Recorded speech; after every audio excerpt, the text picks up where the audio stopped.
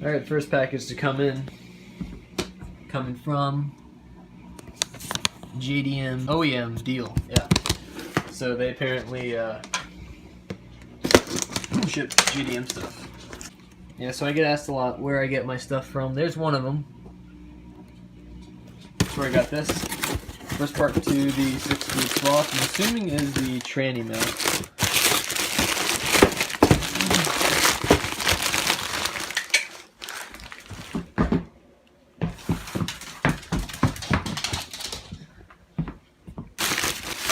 And I was right. Ooh, it even says STi.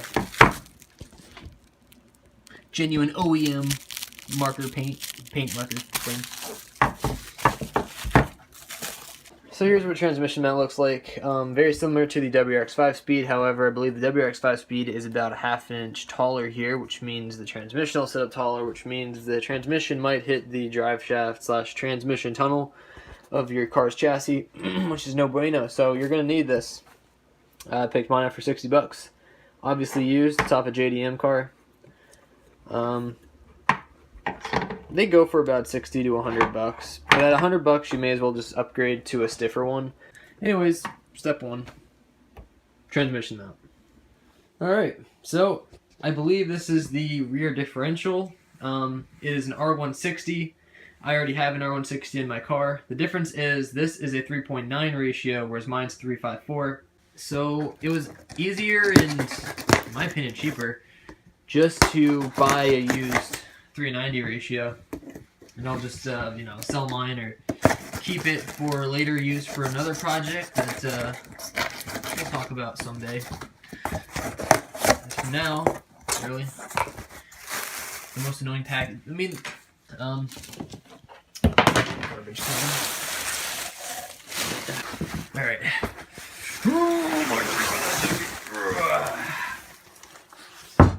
Alright. So that's the differential for sure. Alright, so there is a Subaru Impreza, or I guess Legacies, Outbacks, Foresters, I don't know. Subarus are like Legos, they all have the same thing. Alright, so that noise I promised was coming from this, not the differential. To drain your rear diff, it's pretty easy as well. You take this bolt out here, drain it out, then you put this back in, then you take this one out, and you fill it from here. And, you know, once it starts pouring out here, make sure your car's level when you're filling it. I don't know what this is. I have no idea what this is, but it's plugged. And as for these are the mounts. Usually there's a, you know, screws coming from them, bolts. So I'll have to somehow switch those over for mine. Or just buy some, I don't know. We'll figure it out. I really don't know what this is, so I'm going to have to look into what... Oh my god, my dog's banging on the door. What the hell?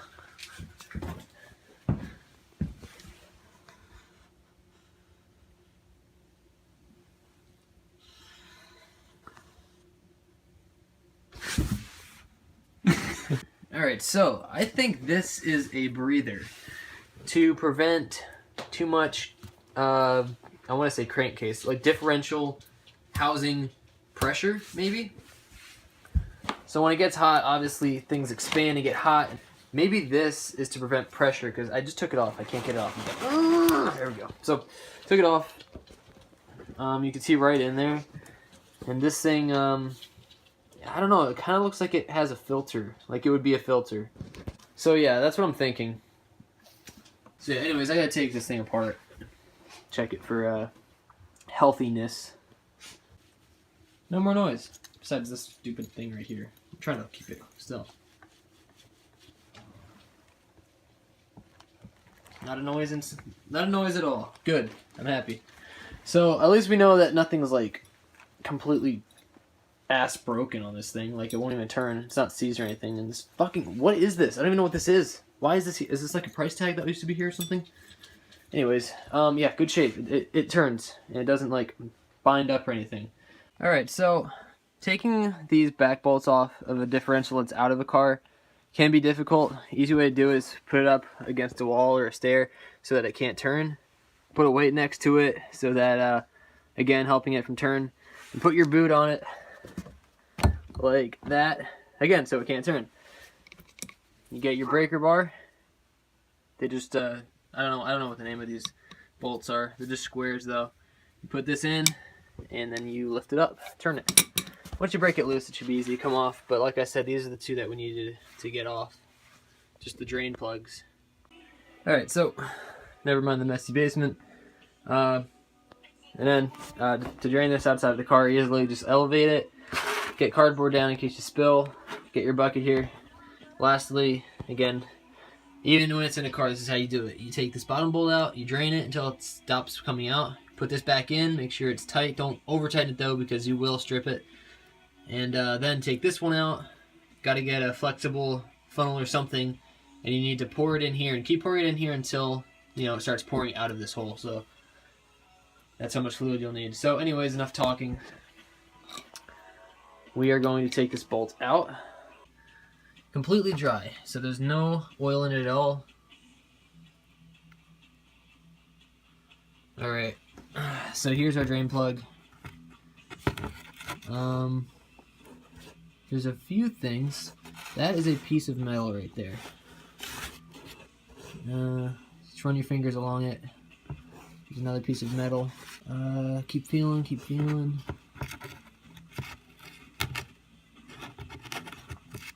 Very messy, but that's fine.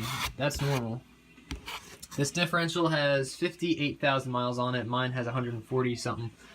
And there are two pieces of metal in it. Very small pieces of metal. Those are the two pieces of metal. This guy right here and this little guy right here. No idea what they're from. Hopefully nothing important. I'm going to put it in anyways and hope for the best. I mean, it happens. I spun the main drive shaft, I don't know what you call this part. I spun that, and both of these guys spun, so shit's still connected and working. So anyways, we're going to put this bolt back in. Like I said, we're going to take this bolt out, and we are going to fill her up. The reason I'm filling it up outside of the car is because it's not a pain in the ass like it is when it's in the car. Right, so here's the fluid that I use. It's Motul, I don't know how you pronounce that. Synthetic 7591 or 7590 Gear 300. I don't remember how much goes in this, but like I said, it really doesn't matter how much you think goes in there. You just keep pouring until it's full. And this one's cool because it has an integrated nozzle hose thing. Alright, so, like I said, you pour this in, you keep pouring it until it starts coming out. That means that it's full. And then give it just a little more, even though it's coming out, just to be sure. And then you'll be done. I don't know what is in this. I just found it in the basement. Oh, it's just, is that oil? I'm not going to touch that. That's freaking nasty. Alright, so we're going to be looking right at the bottom here to see if it comes out or not. Make sure that bottom bolt is snugged. If it starts coming out the bottom bolt, it's better that it's doing it now than 50 miles down the road, you know what I mean? So keep an eye on everything.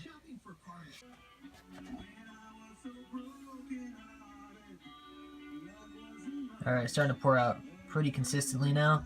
We're going to stop for a second. We're going to let it finish because maybe I just spilled it. Oh, that's coming out regularly, so I'm going to go ahead and say we're full. Oh yeah, we're full. Definitely full.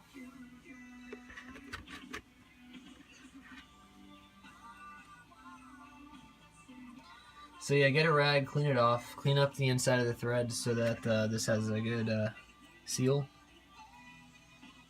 I'm not sure if you're supposed to put any sealant on this or not. I never did on my old Diff, so I changed that twice and it never leaked, so it should be okay just to do it without.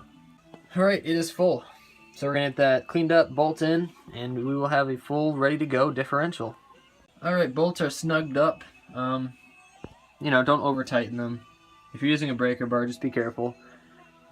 Top one shouldn't be the one that's leaking. It should be the bottom one that leaks. If there is going to be one leaking, it's going to be the bottom one. But hopefully none leak. And, you know, it doesn't hurt to check every now and then. An easy way to check your fluid is to take off the top one, get a flashlight, make sure your car is level on the ground, And you can see the level of the inner gear oil.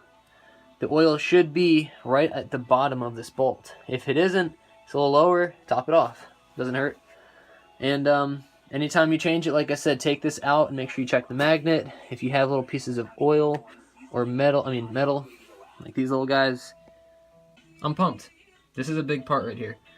So the deal with these 3.9 ratio differentials, these are found in naturally aspirated 5-speed Subarus.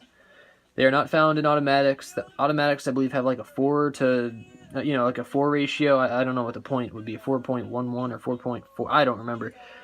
And the WRXs have the 3.54 rear differential. All right, so if you want to put in a JDM Bug eye or a USDM Blob eye STi transmission, you're going to need a 3.9 ratio rear end. The R180, also known as the STi rear differential, would require you to need to buy axles, you'd need knuckles, you'd need the brakes, and you'd need the drive shaft, and that would get expensive. This is the alternative. It's not as strong as an STi differential, which is fine because I'm not really racing my car. Just do your research, look on eBay for junked cars, look around your local junkyards. I'm sure there's going to be a 5-speed Impreza or Outback somewhere, I don't know. Just got to do some looking, and you'll find your pumpkin. You'll find your rear differential. Yeah, so do your searching, but finding this is nice. So next up, you'll need a drive shaft, which is not there yet. We'll get there when we get there. But yeah, we got our good old-fashioned differential, 3.9.